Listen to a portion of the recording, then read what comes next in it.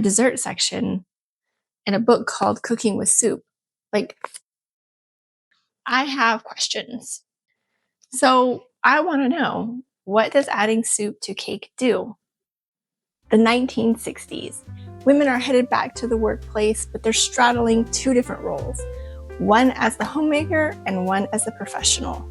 Time in the kitchen was getting less and less, but dinner was still the glue that held the household together. And I feel like that's pretty true for today. Women needed help maximizing their time and energy. Enter convenience foods. Now, convenience foods weren't new in the 1960s. They'd been around for a little bit. They had all but taken over the home kitchen already. But the attitude towards them had changed from you were being lazy by using them to now you were considered being modern by using them. And who doesn't want to be modern? Advertising had reframed the use of using convenience foods to being loving, smart, and most importantly, efficient. Brand foods had been around for a little while, and they had been around long enough to already build trust with women as being safe and useful. We had brands like Betty Crocker, Pillsbury, and Jell-O taking over the grocery stores. And brand loyalty mattered. The companies knew that if they could get into a woman's recipe box, they had the household. To help women discover how to use their products, companies started developing pamphlets, magazine inserts, and branded cookbooks like this one. By 1968, Campbell's was already a household name, but they were looking to increase the frequency that their products were being used. And to do that, they leaned heavily into recipe marketing. Condensed soups became embedded in casseroles, sauces, baked dishes, and desserts. Which brings me to today's recipe. Quick tomato spice cake. Now, this cookbook was meant to show women how convenient cooking with soup actually was. It was a tool. It was supposed to be a tool to help the working woman. So I want to know, what does adding soup to cake do? Honestly, I was kind of shocked as I was flipping through this cookbook to see that there was even a dessert section in a book called Cooking with Soup. Soup and dessert doesn't seem to go together. That blows my mind, and I'm still struggling with it. Do you taste the soup in the cake? Does it allow the cake to actually bake to a firm cake, or do we end up with a gooey mess? I have questions. In my mind, the cake is moist. It doesn't crumble when you cut it. It has a bold and balanced flavor. You know, all the things that make you want to eat the whole dang thing. All right, that's enough about that. Let's give this recipe a whirl. Okay, for this recipe, we need 1 package of spice cake. We're using a Betty Crocker. We're going to need baking soda, 1 can of condensed tomato soup,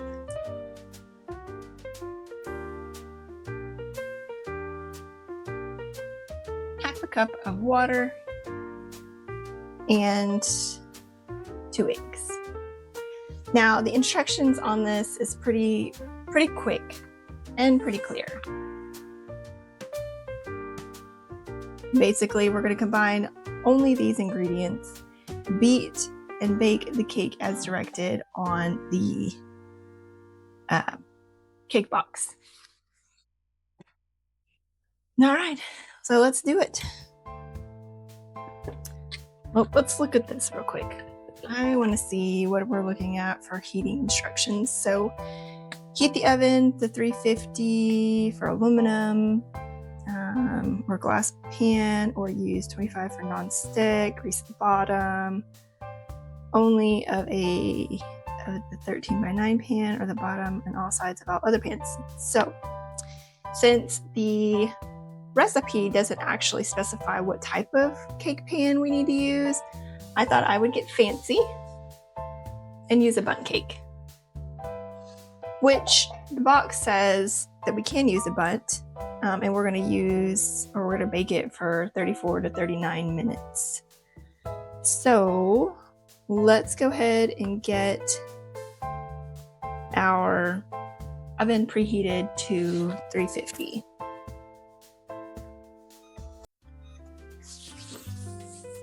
All right, now let's just mix it all up.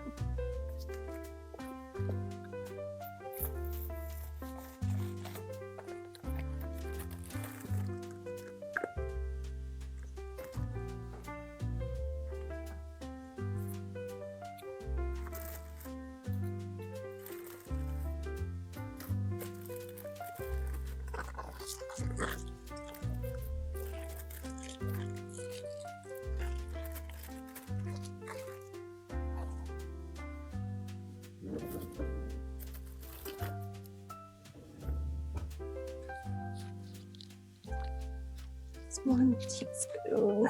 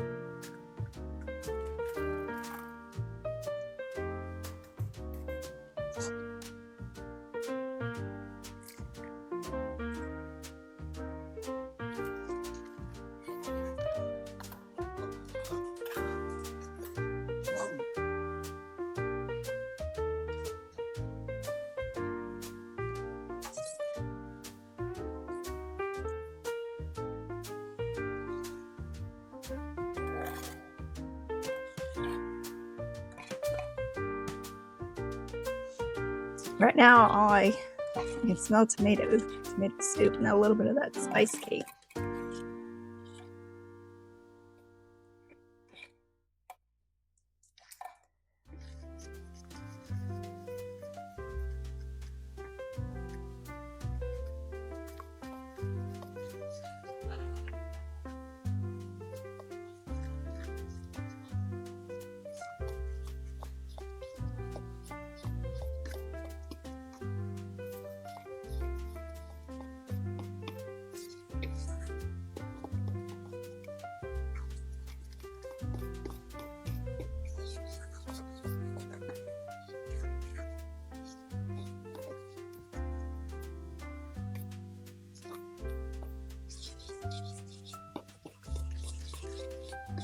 Thick. It's thicker than I thought it was going to be.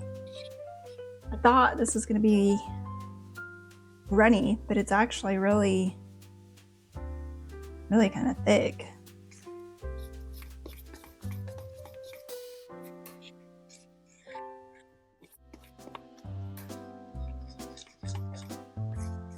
I do still smell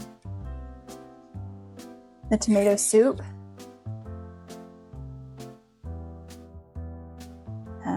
But it's like tomato spice,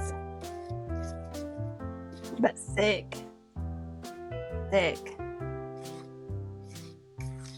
Oh, you know what? I forgot water. I gotta add the water. It was a half a cup of water. Whew. I am glad I looked at that.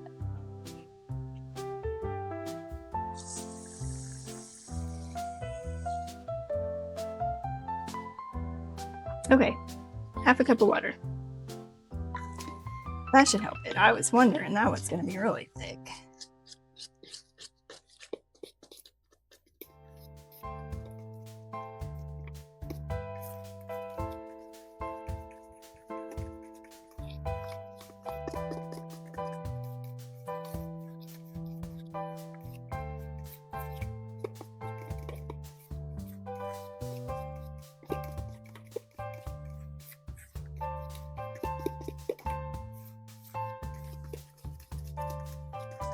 Oh yeah, now that's smooth, a little runnier, more like a cake.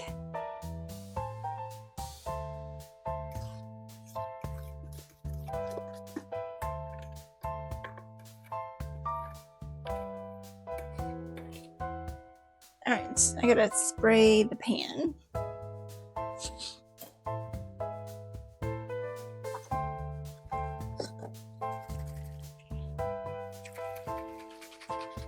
I'm gonna spray with this Baker's Joy.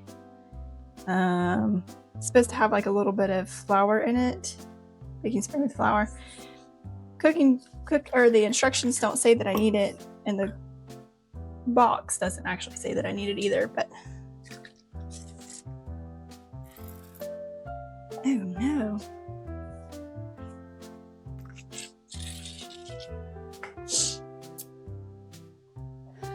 Okay, well, that's not going to work. I don't know what happened. I tried to clean the little cap, but it's just spitting. It's not even spraying. So we'll use some olive oil. It's normally what I use anyway, but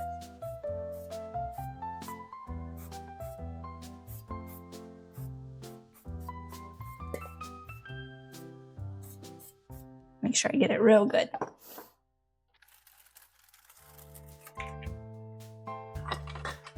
All right, let's get this into our pan.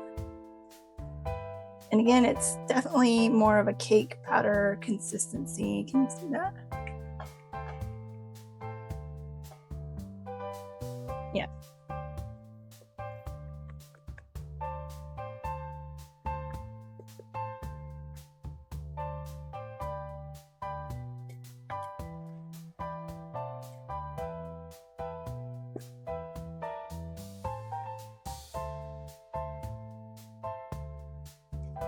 Hopefully you're seeing all this because I don't have the best camera setup. I feel blind almost on what you can see.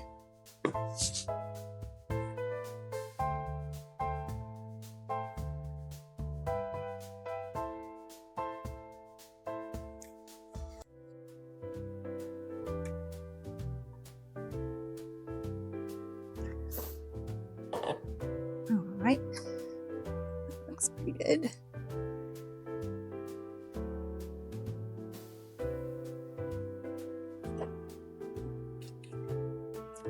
Give her a shake.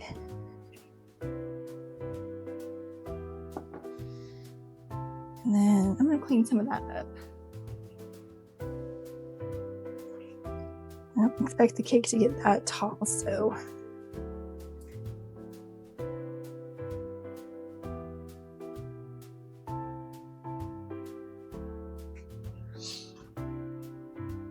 all right. Let's put her in the oven. All right, oven is at 350. We're gonna put this in for 34 minutes, 34 to 39 minutes. We'll start with 34.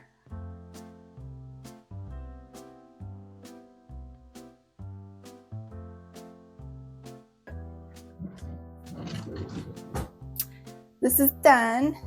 And I can tell you right now, by the way it smells, like it's done. I don't think I'm gonna need to go on anymore.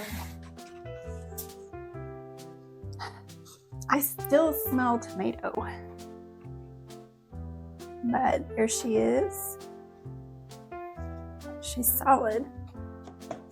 Let me get our toothpick, do a toothpick test. Okay. All right, she's clean. So, all right, now I'm gonna let this cool, and then we'll demold it, and then we'll go over it. But right now, I still smell tomato. I smell more tomato than I do spice, but it does look nice. Okay, everyone, we have this cooled, and it looks good. I'm smelling more of the spice cake now, but I just wanted to show you that it's got the springiness of like a regular cake. Hopefully that means it'll come out okay. So I have my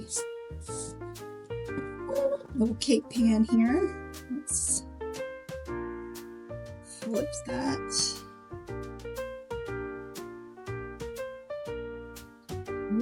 Fingers crossed. It turned out pretty good. It looks smaller. It looks like a donut. Okay, so it doesn't mention actually having icing on the cake in the cookbook. It kind of makes it sound like this would be what was served, but I did get some cream cheese icing. So I'm gonna try, I'm gonna cut a piece of it without icing, and then I'm gonna sample a piece with icing. So let me get that together real quick. Okay, so I don't really have an actual cake knife, but look at that. That's really spongy. It's moist. I don't know if you can see how moist it is. Let's try it.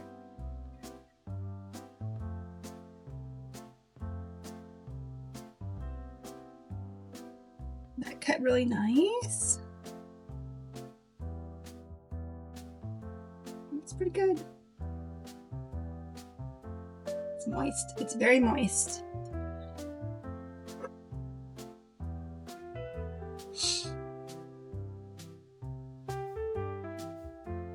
All right. So I've got that. Now let's do the icing. I feel like a cream cheese cake needs, a spice cake needs cream cheese icing. Kind of reminds me of a carrot cake. So cream cheese it is. And I think I'll just do the top part of it. That seems normal for bundt cakes, right? I'm not a baker, so don't judge me on how I'm icing here. I'm just making it work, okay? This is cooled all the way, so this should be going on fairly easily, I thought.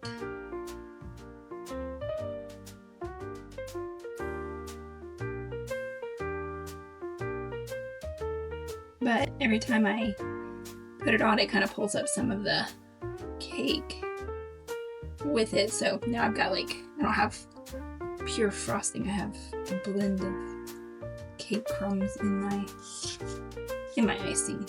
I totally forgot to get a close-up of the cake before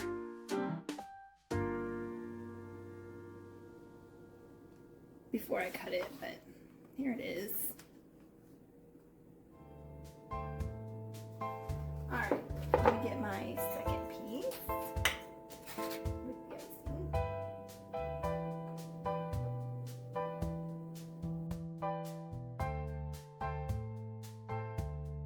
Let's give it a try. So first, let's try this one that has no icing on it. Like I mentioned, it's very moist, very spongy. I don't know if you can see that. Very spongy. I smell the spice. I don't really smell much of the tomato.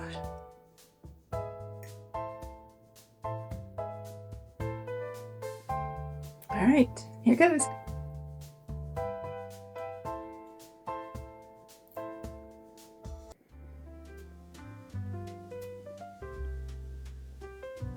Okay, it's as moist as I'd expect, and it has a really nice kind of crust on the outside of it. I'm tasting the spice. I taste the spice, but there's a little bit of something else, and it must be the tomato soup. I don't taste tomato soup at all, but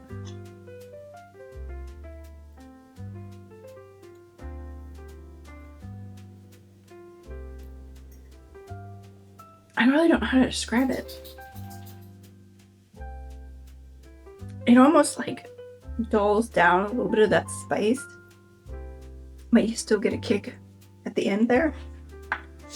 All right, let's try it with the icing.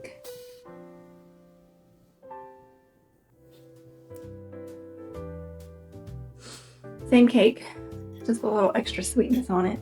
So I will say it was sweet, but it's, you know, not rich, not really sugary. So I'm predicting that this will add a little bit, well, it will add, definitely will add a little bit more sweetness, but hopefully it doesn't take away from the rest of the cake. I don't think that's a fair bite. Let's see here. That's more icing than cake.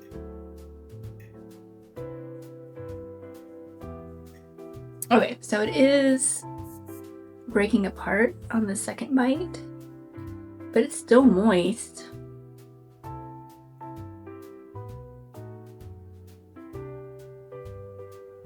right, here goes.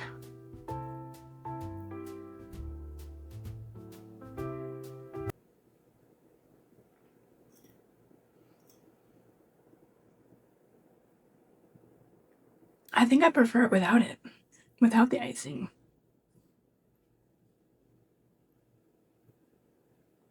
Like, it's okay,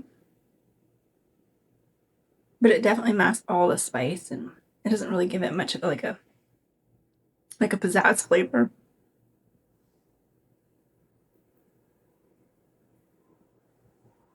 Definitely without the icing, I prefer. Thank goodness I iced that whole cake. All right, so let's talk about it a minute.